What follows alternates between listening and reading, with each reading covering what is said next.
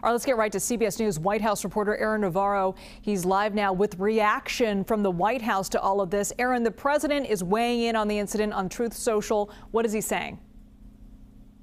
He wrote on Truth Social, quote, "It's a horrible thing to watch," but then added, the woman driving the car, in his words, was very disorderly, obstructing and resisting, who then violently, willfully, and viciously ran over the ICE officer who seems to have shot her in self-defense. That bit about running over the ICE officer seems to be disputed by many of the local officials, including Governor Walz, as well as some of the video that we're seeing.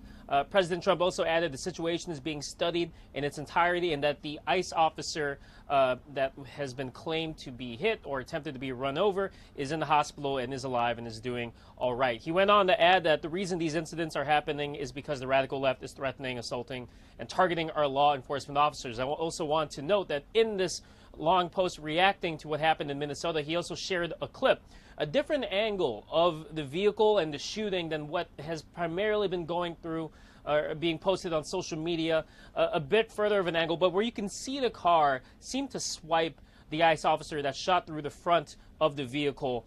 That's been something that President Trump shared on Truth Social and is starting to gain more steam among conservative circles on social media. I also want to note that from the press briefing earlier, kind of before news of this shooting happened, you saw White House Press Secretary Caroline Leavitt announced several measures that the administration is taking to kind of have oversight, investigate this alleged fraud in Minnesota that has been kind of in their crosshairs in the last month or so. She announced that they're going to audit Medicaid recipients. The Department of Labor is going to look at Minnesota's unemployment program. The Department of Agriculture is going to require Minnesota to conduct recertification for SNAP recipients. Leavitt described it as an all-hands-on-deck effort from the entire administration to get to the bottom of this alleged fraud in Minnesota. But certainly what happened earlier today continues the focus of Minnesota from this administration.